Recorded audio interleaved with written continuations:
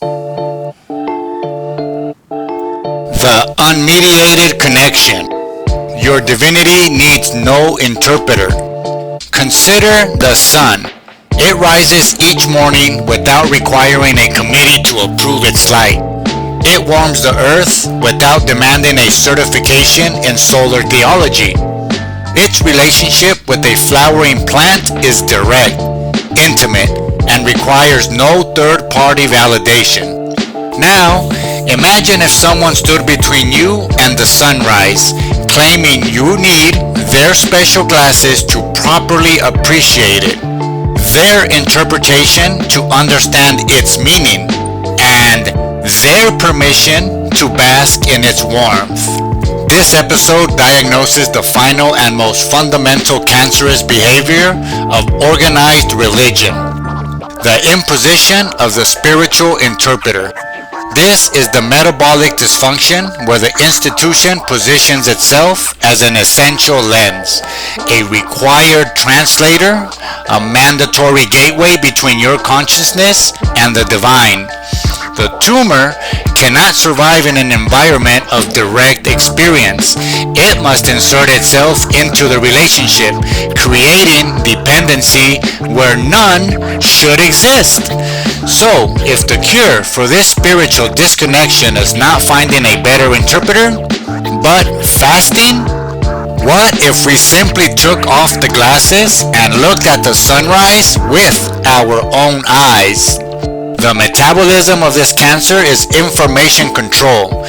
It does not create the signal of the sacred.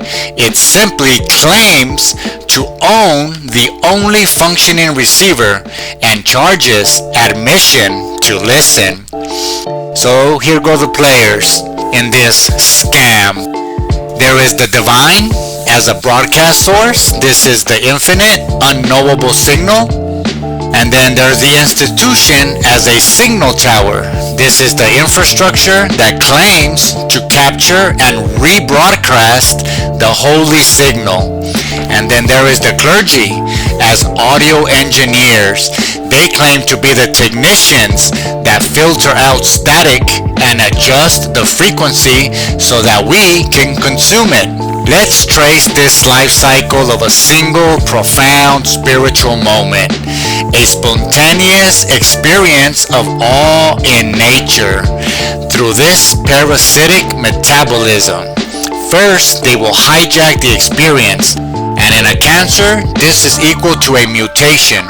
Let's say a woman is hiking in the mountains. She experiences a breathtaking sunset that fills her with an overwhelming sense of peace, connection, and wonder. This is a pure, unmediated spiritual experience. The institution, hearing of this, intercepts the memory. It pathologizes her direct encounter as unrefined, potentially misleading, or merely natural beauty, devoid of true theological significance. Her personal revelation is mutated into a raw data that requires proper processing only through them. The installation of the filter. This would be the stage of angiogenesis in the cancer. So now the tumor creates its blood supply by providing the exclusive processing software. She is told that her feeling was indeed a touch of God, but to truly understand it, she must view it through the lens of Scripture, put some money in the box, contextualize it with a church doctrine, and have its orthodoxy verified by a priest. The transaction is clear. Your direct experience is suspect. Our interpreted version is valid. Your connection must be routed through our servers. The cycle of doubt and dependency. In cancer, this would be the metastasis stage. The woman begins to doubt her own experience. Was it really God or just my imagination? She returns to the institution for clarification, for validation. She becomes less likely to trust future moments of awe unless they align with the prescribed doctrine. The cycle is complete. The institution has successfully inserted itself as the CPU of her spiritual life, and the tumor has fed by making her distrust her own direct connection to the source. This informational monopoly would fail if only we trusted the validity of our own experience. Yet, we keep consulting these interpreters, held by powerful psychological hooks. We are addicted to the comfort of having our spiritual world pre-digested and explained to us. The raw, unfiltered power of a direct, mystical experience can be terrifying in its intensity and ambiguity. The interpreter offers a safety harness, a guided tour through the cosmos that assures us we won't get lost, that every phenomenon has a labeled box in their theological system. This addiction is a surrender of our own navigational capacity and preference for a curated theme park over the wild, uncharted wilderness of direct encounter. This is the terror the tumor instills, the fear that we are not smart enough, pure enough, or holy enough to understand the divine on our own. What if we misinterpret the signs? What if we get the meaning wrong? The institution positions itself as a tenured professor of divinity, and we, the eternal undergraduates, convincing us that dropping out of its program means consigning ourselves to permanent spiritual ignorance. So the fear of being a bad reader of the sacred keeps us enrolled in their mandatory classes, keeps us subscribed. We have been sold the lie that connection to the divine is a technical skill that requires years of specialized training in ancient languages and systematic theology. We believe that the divine would choose to communicate through complex, bureaucratic channels rather than the universal language of the heart, of beauty, of love, and of conscience. We cannot imagine the most profound spiritual truths are not complicated puzzles to be solved by experts, but simple, direct experiences to be lived, available to the child, the sage, and everyone in between with equal immediacy. The treatment for this cancer is a final, decisive withdrawal of our trust from these interpreters. We must starve the tumor of its self-appointed role as the gatekeeper of meaning. This is our personal reformation. We must institute a firm rule. I will privilege my direct personal experience of the sacred over any second-hand interpretation of it. My inner authority in spiritual matters is final. This means that if a doctrine contradicts the truth I feel in my own heart or witness in the natural world, I will trust my experience.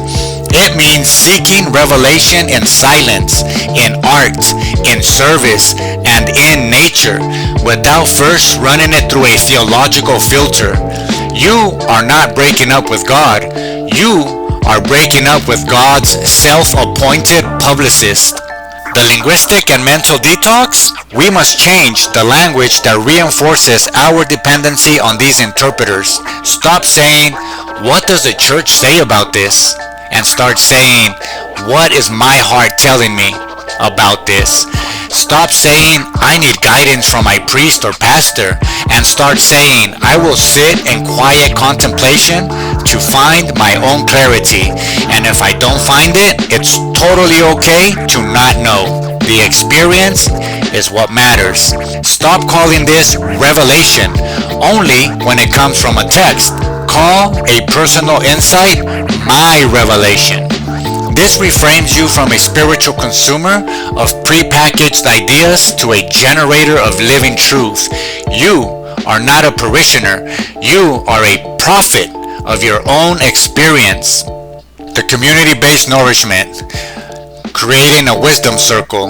The trust you withdraw from the interpreters must be invested in a new, non-hierarchical form of spiritual community. From peer-based wisdom circles, we can gather with others to share personal spiritual experiences and insights, not to teach or convert, but to witness and reflect. The goal is not to create a new dogma, but to honor the unique spiritual path of each individual. Practice deep listening. In these circles, listen to others not to judge the orthodoxy of their experience, but to understand their unique relationship with the sacred. This builds a community based on mutual respect for individual sovereignty, not on shared submission to an authority. Create collective rituals. Develop simple, meaningful rituals together.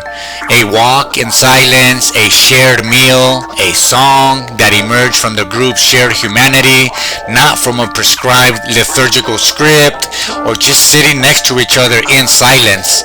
Pre-programmed, appointed silence, just to sit in silence and enjoy the moment. As more of us embrace the direct experience mandate, the interpreter tumor will begin to starve. Its authority derived from our belief in its necessity will become irrelevant. It will thrash, it will kick, it will scream. We will see the desperate claims of exclusive access to truth and heightened condemnation of subjectivity. Recognize this for what it is, the death rattle of a middleman facing obsolescence. We are not destroying faith. We are returning to its source.